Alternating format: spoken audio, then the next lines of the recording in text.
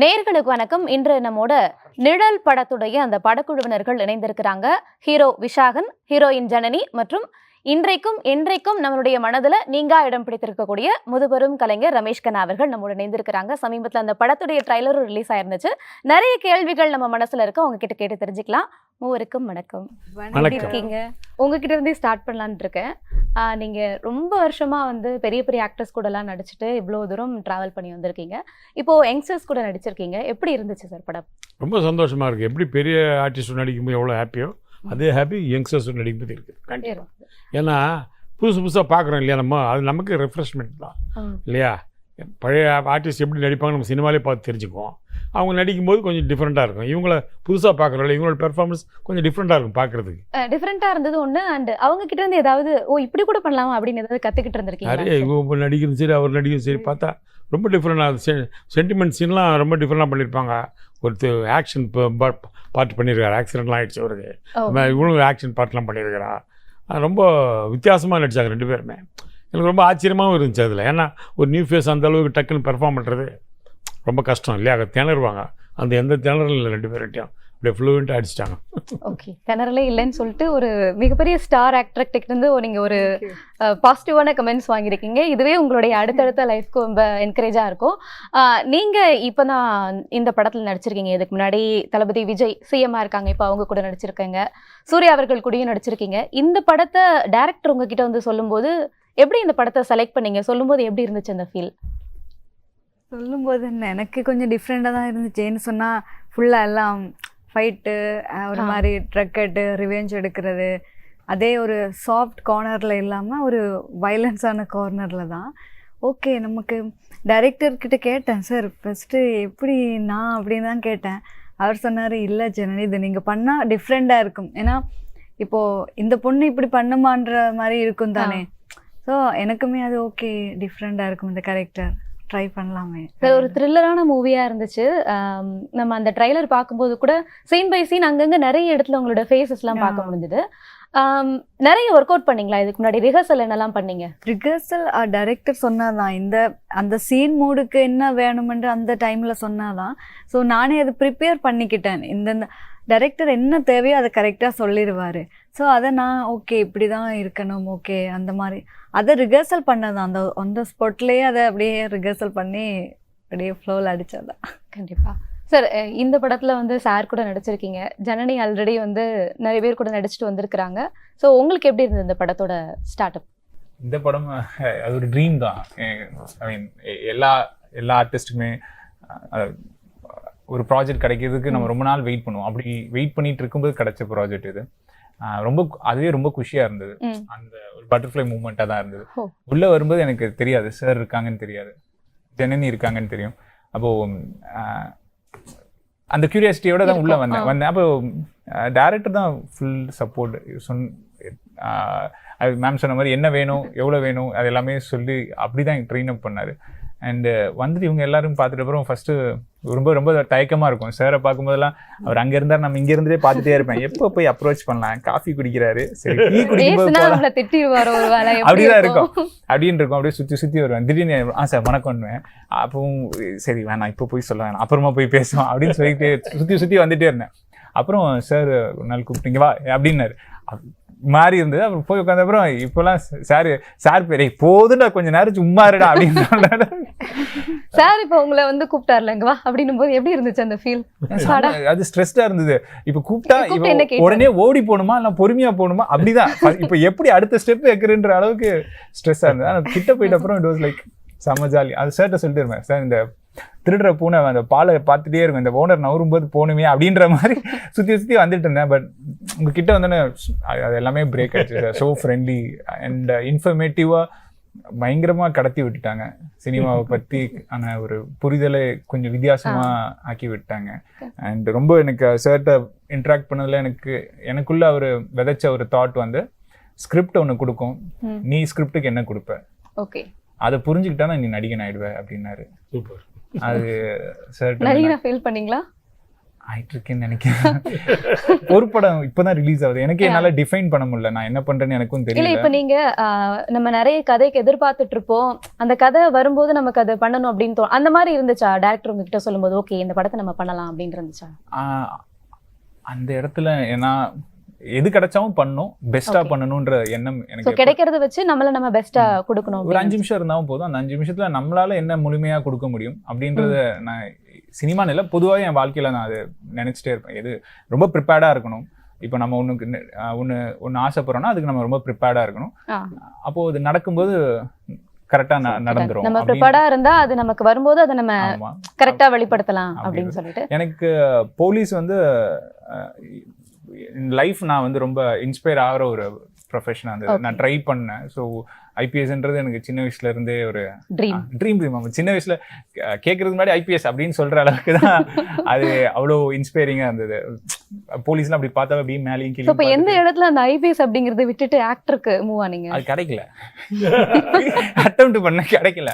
So நானும் என் தம்பியும் try பண்ணோம். ரொம்ப ஏஜ் டிஃபரன்ஸ் இல்லை எனக்கும் அவனுக்கும். ஸோ 2 பேரும் தான் ட்ரை பண்ணோம்.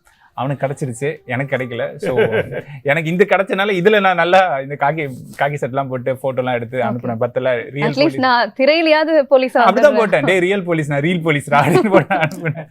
ஸோ இல்ல அவர் போலீஸ் மாதிரி தான் எல்லாரையும் விரட்டிக்கிட்டு இந்த மாதிரி எல்லாம் அவர் சின்ன பிள்ளையில இருந்தே போலீஸாவே வாழ்ந்துட்டு வந்திருக்காரா, அதனால அவரு அந்த சந்திரமுகியாவே நினைச்சு மாறி மாதிரி அவர் அந்த காஸ்டியூம் போட்டோன்னே அப்படியே அந்த பாடி லாங்குவேஜ் எல்லாம் வந்துடும். அது நடந்தது. ஷூட்டிங்ஸ் வெளியே ரோட்ல எல்லாம் எடுக்கிற ஒரு காட்சி, அந்த ஒரு சீன் இருந்தது. அப்போ கேமராமேன் முன்னாடி போயிட்டு இருந்தாங்க அந்த வேற டிஃப்ரெண்ட் வெஹிக்கிள்ல. ஸோ இது வந்து நம்ம செட்டு போலீஸ் வண்டி இருந்தது. ஸோ ரோட்ல போயிட்டு இருக்கோம். அந்த சந்துல இருந்து ஒரு நல்லா குடிச்சிட்டு ஒரு நபர் வண்டி ஓட்டிட்டு வந்தாரு. அவருக்கு பெரிய சர்ப்ரைஸ் போல இருக்கு. இப்படி வெளியே வந்தோன்னா எங்களை பார்த்தா அப்படி கண்ணெல்லாம் தெரிச்சிட்டு வந்து அப்படியே பிரேக் அடிச்சு நின்று சார் வணக்கம் சார் அப்படின்றாரு. நமக்கு அப்பதான் ஒரு கெத்து, நம்மளை பார்த்து ஒருத்தர் வணக்கம் சொல்லிட்டு இருக்கட்டும் ஓட்டக்கூடாதுண்ணா அப்படிலாம் சரி அட்வைஸ் பண்ணிட்டு ரியல் போலீஸா உணர்ந்து தரணுமா? மேம் நீங்க வந்து இப்போ விஜய் சார் கூட வந்து நீங்க ஒரு படம் பண்ணீங்க, அதுல என்ன சீன் பண்ணீங்களோ அதை அப்படியே ரீக்ரியேட் பண்ணிருக்கீங்க கருப்புல. எப்படி இருந்துச்சு? அதை அந்த சீன் தான் அப்படிங்கறத எதிர்பார்த்து தான் போனீங்களா? விஜய் சார் கூட பண்ணும்போது எப்படி இருந்துச்சு, சூர்யா சார் கூட பண்ணும்போது எப்படி இருந்துச்சு? அந்த சீன் எனக்கு தெரியாது. லியோ சீனை வந்து ரீக்ரியேட் பண்ண போறேன்னு தான் சொன்னாங்க. நான் கேட்டேன் எப்படி சார் அப்படின்னு. கொஞ்சம் காமெடியா இருக்கும் அப்படின்னா. அப்போ எனக்கு என்ன லியோவில் காமெடி வர மாதிரி எதுவுமே இல்லையே என்ன அப்படின்னு தான் சொல்லி சரின்னு போனது. போய் பார்த்தா ஓகே சார் இந்த சீனுன்னு சொல்லிட்டாரு லொக்கேஷன் போனோடனே. என்ன எனக்கு மைண்ட்லேயே பிக்ஸ் ஆகிட்டோம். ஐயோ சிரிப்பு தான் வரப்போகுது எப்படி, ஏன்னா லியோவில் அங்கே அந்த செட்டில் சிரிக்கவே இல்லை. ஓகே அந்த சீனுக்குள்ளேயே எல்லாருமே போயிட்டோம். டைமும் கிடைக்கல, ஒரு மாதிரி ஜாலி அப்படின்லாம் எல்லாம் பயம் வந்துருச்சு ஃபர்ஸ்ட் மூவின்னபடியா. இந்த கருப்புல வந்து எப்படின்னா சிரிச்சுட்டே தான் இருந்தேன் ஃபுல்லாவே. இது ஃபுல்லாவே காமெடியா தானே இருந்துச்சு. அஜய் பாலாஜி சார் திட்டலையா? திட்டல, அவரும் சிரிச்சுட்டே இருந்தாரு. அவர் சொல்லாம விட்டுருந்தா கூட நான் வந்து சீரியஸா பண்ணிருப்பேன். ஓகே அவருமே சிரிச்சுதான் சொன்ன தெரிந்தானே அஜய் பாலாஜி சார் எவ்வளவு காமெடி அப்படின்னு. அவருமே சிரிச்சு தான் சொல்லிட்டே இருந்தாரு. நான் அப்படியே சிரிச்சுட்டே இந்த ஒரு மாதிரி லியோல சீரியஸா நடிச்சதை ஒரு மாதிரி இங்க அப்படியே ரிலாக்ஸா நடிச்சாச்சு, அவ்வளவுதான். அங்க சீரியஸான ஒரு ஆக்ஷன், இங்க அது வந்து ரீக்ரியேஷன். அங்க என்னெல்லாம் மிஸ் பண்ணமோ அதெல்லாம் இங்க ஃபீல் பண்ணியாச்சு. அங்க நீங்க டோட்டலா ஒரு வெர்ஷன் மாறி வந்திருக்கீங்கல்ல, இங்க டோட்டலா ஒரு ஆக்ஷன் கதைக்களம். இது எப்படி இருந்தது உங்களுக்கு இந்த படத்துல? அந்த ஃபீல் எப்படி இருந்துச்சு? அண்ட் இது ஒரு விமன் சென்ட்ரிக் படம் அப்படிங்கிறது ட்ரைலர் பார்க்கும்போது தெரியுது. ஸோ விமன் சென்ட்ரிக் படம் தான் நடிக்கணும் அப்படின்னு சொல்லி இதை சூஸ் பண்ணீங்களா? எப்படி இருந்துச்சு? இல்லை, எனக்கு அந்த கதை பிடிச்சிருந்துச்சு. இப்போ ஏதோ ஒரு படம் பண்ணிட்டு இப்போ ஆடியன்ஸ் வெளியில போகும்போது அவங்களுக்கு ஒரு விஷயமாச்சு மைண்ட்ல இருக்காம இருக்கக்கூடாது, ஏதோ வந்துட்டு போன மாதிரி இருக்கக்கூடாது. இப்போ இந்த படத்துல எப்படின்னா பாதிக்கப்பட்டவங்களுக்கும் சரி ஒரு உமன்ஸுக்கு வந்து ஏதோ ஒரு விஷயம் வந்து கண்டிப்பா கிடைக்கும். ஸோ அதுல மூலம் அவங்க வந்து ரொம்ப ஸ்ட்ரென்த்தாவோ இல்லாட்டி ஒரு பயம் இல்லாம வந்து ஓகே நாமளும் லைஃப்ல போராடலாம் அப்படி ஒரு எண்ணம் வரும் அவங்களுக்கு. ஸோ அப்படிதான் நான் நினைச்சேன் இந்த படத்தை ஓகே பண்ணா. பெண்கள் எப்பவுமே தைரியமா இருக்கணும். கண்டிப்பா சார். இப்போ இது வந்து ஒரு ட்ரூ பேஸ்ட் இன்சிடென்ட் வச்சு இந்த கதையை எடுத்ததா சொல்லியிருக்கிறாங்க. எந்த இன்சிடென்ட்னு நாங்கள் தெரிஞ்சுக்கலாமா சார்? இன்சிடென்ட்னா அது இப்போ சொல்லணும்னா கதை வந்துடும். ஓகே, அதனால் அது இன்சிடென்ட் சொல்ல முடியாது. ஆனால் உண்மையில் நடந்த இன்சிடென்ட் தான் எடுத்திருக்கிறாரு. அது கொஞ்சம் ரிஸ்கான இன்சிடென்ட் வேறு. ம். அது எடுத்தால் படம் ஓடுமா ஓடாதான்னு யாராலையும் கிரகிக்க முடியாது, ஓகே. டிசைட் பண்ண முடியாது. ஆனால் நம்ம டைரக்டர் குமார் வந்து அதை வந்து எடுத்து சக்ஸஸ்ஃபுல்லான ஒரு நம்பிக்கையோடு எடுத்தார் பாருங்க. அதுக்காக ஒரு ஸ்பெஷலாக ஒரு பாராட்டை தெரிவிச்சுக்கலாம். ஏன்னா சில சப்ஜெக்ட்ஸ் ஓடுன்னு தெரியும் எடுக்கும்போது, சில சப்ஜெக்ட் டவுட்டில் எடுக்கிருப்பாங்கல்ல. இது அப்படி இல்லை, இது ரொம்ப சஸ்பென்ஸு, ஹாரரு, அது மாதிரி பெண்கள் பிரச்சனை, இதெல்லாம் வச்சு எப்படி இந்த கதை ஓடுமா ஓடாதான்னு நமக்கெல்லாம் டவுட் வரும்ல. அந்த டவுட் எல்லாம் வெரி கிளியர் தாட்டோடு எடுத்தார் படம். அப்போ உங்ககிட்ட வந்து கதை சொன்னார்ல சார், அப்போ உங்களுக்கு மைண்ட்ல இது ஓடும் ஓடாது அப்படின்ற ஒரு தாட் வந்திருக்கும். அது ஓடும் ஓடாதுன்றதை விட எனக்கு ரொம்ப பிடிச்சது அது சப்ஜெக்ட். ஏன்னா இப்போதைக்கு பெண்களுக்கான ஒரு சப்ஜெக்ட் அது இல்லையா, ஒரு கருத்துள்ள படமா அவங்களுக்கு ஒரு மோட்டிவேஷன் கொடுக்குற படமா இருக்குல்ல, அது ரொம்ப தேவை. ஏன்னா அப்படியெல்லாம் படங்களே வர்றதில்லையே. எப்பவுமே பெண்களை ஒரு டால், ஒரு டம்மியாக ஒரு டால், ஒரு அழகான பொம்மை மாதிரி தான் யூஸ் பண்ணுவாங்க. பெண்களுக்கு ஒரு முக்கியத்துவம் கொடுத்து ஒரு படம் எடுக்கிறாருன்னா ரொம்ப முக்கியம் இல்லையா. அதனால ரொம்ப எனக்கு பிடிச்சது படம். படத்துல எந்த சீன் சார் ரொம்ப கிரிட்டிக்கலா இருந்துச்சு, ரொம்ப கஷ்டப்பட்டு இந்த சீன் நடிச்சேன் அப்படின்னா ஏதாவது ஒரு சீன் இருக்கா சார்? நான் நடிச்சது வந்து நான் சென்டிமெண்ட்டான ஒரு சீனு. நான் அவங்க வீட்டுக்கு ரூம் போகும்போது இவள் அழுதுட்டு இருப்பா. அப்போ அவளை பார்த்து ஏன் அழுகுற அப்படின்னு கேட்பேன். அதை சொல்ல முடியாது, திணறிட்டு இருப்பா. அது எனக்கு ஒரு சின்ன ஒரு டவுட் வந்துடும், ஏன் இப்படி பண்ணுறாவோ அப்படின்னு. அப்போது ஏதோ நடந்திருக்கா வாழ்க்கையில், அது எனக்கு தோணும் இல்லையா. அந்த சீன் ரொம்ப இன்ட்ரெஸ்டாக இருந்துச்சு. Okay done. அந்த மாதிரி நீங்க ஏதாவது சீன் பண்ணிருக்கீங்களா? நீங்க கீழே விழுந்துட்டீங்க, உங்களுக்கு அடிபட்டுச்சுன்னு சார் சொன்னார்ல, எந்த சீன்ல அப்படி நடந்துச்சு? சீன்ல இல்ல, சீன் ஒரு இடத்துல போயிட்டு இருந்தது. ஸ்கூல் படிக்கும்போது பசங்களாம் உட்காந்து அந்த ஒரு குட்டி செவுரு இருக்கும், அதில் உட்காந்து ஜாலியாக கதை அடிச்சுட்டு இருப்போம். அந்த செவரை பார்த்து எனக்கு ரொம்ப டெம்டிங்காக இருந்ததுன்னு போய் அங்கே உட்காந்தேன்னா கூட இருக்க வேலை செய்கிற ஒருத்தர் நண்பர் வந்து டீ கொடுக்குறாங்க. குடிச்சிட்டு ஃபோன் பார்த்துட்டே இருந்தேன், மேலே பார்க்கல. ஒரு காரோட டோட்டல் சவுண்ட் மட்டும் நல்லா ஜுருன்னு சவுண்ட் வந்தது. ரொம்ப பக்கத்துல வர மாதிரி இருக்கேன்னு இப்படி திருப்பி பார்த்தா காரு ஃபுல் ஸ்பீட்ல வந்துருச்சு. என்ன செய்ய தெரியல, பயந்துட்டு கீழே விழுந்துட்டீங்களா? இல்ல அடிச்சு தூக்கிட்டாங்க. என்ன அடிச்சு தூக்கிட்டா கால் தூக்கிட்டாரு, இல்லைன்னா கால் அடிபட்டுருச்சு. இல்ல அது ரொம்ப லக்கு. என்னோட கடவுள் காட்ஸ் கிரேஸ் அண்ட் என்னோட மசில் மெமரி என்னன்னு தெரியல. அது கார் வரும்போது கரெக்டா பேனட்ல ஜம்ப் பண்ணிட்டேன். ஜம்ப் பண்ணோன்னு அது என்ன தூக்கி போட்டுடுச்சு. இந்த சினிமால வர மாதிரி அப்படி ரோப்ல புல் பண்ணா எப்படி இருக்கும், ஸ்ட்ரைட்டா வந்து அடிக்குதுமா காலில். அது ரெண்டு குட்டியும் கழட்டி எடுத்துட்டு போயிருப்பாரு அவரு. செவரெல்லாம் இடிஞ்சிடுச்சு, செவரெல்லாம் இடிச்சுட்டு போயிட்டாரு. பட் ஆனா எதுவும் நடக்கல, நடக்கல. அப்படியே போயிட்டு அப்படியே உட்காந்துட்டேன். அப்படியே போய் இப்படி விழுந்துட்டு அப்புறம் சுத்தி போயிட்டேன். எதுவும் இல்ல. நீங்க கரெக்டா போய் பஞ்சிலே விழுந்துட்டீங்களா? செவத்துலதான் விழுந்தேன். பட் அந்த கல்லோ காரோ எல்லாமே என்னல இருந்து ஏதோ ஒரு இடத்துல அன்எக்ஸ்பெக்டடா தப்பிச்சிட்டீங்க. ரொம்ப க்ளோஸ்ல அந்த பேனட்ல கூட என்னோட பூட்டோட மார்க் இருக்கும். அவ்வளவுதான் டிஸ்டன்ஸ். நான் பஞ்ச் பண்றேன், பூட் அந்த ரப்பர் பூட்டும் அந்த காரோட பேனட்டுமே தேஞ்சு அதுல ஒரு மார்க்கே இருந்திருக்கும். ஸோ அவ்வளவுதான் டிஸ்டன்ஸ் கிடைச்சது. லக்கிலி எஸ்கேப் ஆயிட்டோம். அப்புறம் ஆமா, ஃபியூச்சர் ஹீரோ வேற நீங்க. எத்தனை பேருக்கு இன்ஸ்பிரேஷனா இருப்பீங்க, அப்புறம் வந்து கிரஷா இருப்பீங்க. நீங்க இப்படி வந்து ஒரு அன்சேஃபா இருக்கலாமா? அவரு சேஃபா தான் இருந்தாரு, ஓட்டுனவர் தான் அன்சேஃபா ஓட்டு இருக்காரு. பட் அவரு ரொம்ப சாரி கேட்டாரு. கொஞ்ச நாளைக்கு முன்னாடி வரைக்கும் சாரி கேட்டே இருந்தாரு. அதான் சொன்னேன், நீங்க கார் எடுத்து கொண்டுருங்க, சாரி சொல்லி சொல்லாதீங்க அப்படின்னு சொல்லி. மேம், உங்ககிட்ட ஒரு முக்கியமான கொஸ்டின் கேட்கணும். நீங்க ஒரு இன்டர்வியூல சொல்லியிருந்தீங்க, லாயலா ஒரு பையன் கிடைக்கவே மாட்டேன்றான், அவன் மட்டும் கிடைச்சானா தூக்குங்கடா அந்த தங்கத்தை அப்படின்னு சொல்லி ஸ்ரீலங்காக்கே தூக்கிட்டு போயிருவேன் அப்படின்னீங்க. அந்த மாதிரி ஒரு தங்கம் கிடைச்சிருச்சா, இல்ல தேடிட்டு இருக்கீங்களா? அப்பா வச்சுட்டு இந்த கொஸ்டின்ஸ் கேட்கலாமா? இப்போ வந்து இப்ப தாராளமா கேட்கலாம் சொல்லிட்டாங்க. நீங்க வேற அப்பாதான் அவங்களுக்கு போய் பயப்படுறாங்க, பாத்துமா அப்படின்னு. இல்ல, கண்டிப்பா கிடைச்சா நான் உங்களுக்கு சொல்றேன். இப்படி டக்குன்னு முடிச்சிட்டீங்கன்னா எப்படி? எங்க செட்ல நிறைய பேர் இருக்காங்க, செலக்ட் பண்ணலாம். லாயலா இருக்காங்களா? ராயல் வேணாம், லாயலா இருக்காங்களா? நீங்க தானே பழகி பார்த்து கன்ஃபார்ம் பண்ணணும். நாங்க கவனிச்சீங்களா? ராயல் வேணாம், லாயல். அத நீங்க அது என்னது சொல்றது, ராயல் வேணாம் கண்டினியூஸா அதை சொல்றீங்களா? ராயல் வேண்டாம், எனக்கு லாயல் தான் வேணும். ஆமா, அது எப்பவுமே நான் மைண்ட்ல பிக்ஸ் ஆயிட்டேன். ராயல் தேவையில்ல. என்ன கஷ்டம் இருக்கு பையனை செலக்ட் பண்றதுல? நமக்கு பழகுறதுதான் கஷ்டம். அந்த இப்ப இவர் கூட பழகி பார்த்திருப்பீங்க. இவர் சரியான இன்னசென்ட். ஆமா, ஒரு நல்ல இன்னசென்ட். இவர் பார்க்கும்போது கொஞ்சம் இப்படி பாத்தீங்கன்னா பாவமா இருக்கும். சீரியஸ்லி ஒரு நல்ல ஒரு இன்னசென்டான ஒரு கேரக்டர். ஓகே, எப்போ கல்யாணம் எதிர்பார்க்கலாம் உங்களுக்கு? எனக்கா? எனக்கு எவ்வளவு வயசு இருக்கு, என்ன இப்பவே கேக்குறீங்க? ரொம்ப அட்லீஸ்ட் ஓகே, நீங்க கமிட்டடா? இப்பதான் எல்கேஜி படிச்சீங்க. Correct sir. கல்யாணம் பண்ணலாம் அப்படி இல்ல, நீங்களே இப்பதானே வயித்துல இருக்கீங்க, அப்ப அவங்க எல்கேஜி தான பாஸ் பண்ணிருக்கீங்க. ஓகே சார், இப்போ படத்துல செட்ல நடந்த ஏதாவது ஒரு காமெடியான விஷயம் இருக்கும்ல, அந்த மாதிரி ஏதாவது விஷயங்கள் இருக்கா? செட்ல வந்து காமெடியை விட சென்டிமெண்ட் விஷயம் நிறைய நடந்துச்சு. ஓகே, சொல்லுப்பாங்க சாப்பாடு மேட்ரு சொல்லுப்பாங்க. ஆமா ஆமா அது நான் டேரக்டர்கிட்ட போய் சொன்னேன், சார் வயிற்றுல இருக்குன்னு, ஏன்டா அப்படி சொல்ற அப்படின்னாரு. இங்க பாருங்க சார் சீனை, அப்பா அம்மா பொண்ணு நிலா வெளிச்சம் அழகான ஒரு அந்த சீனே ரொம்ப பியூட்டிஃபுல்லா இருக்கும்.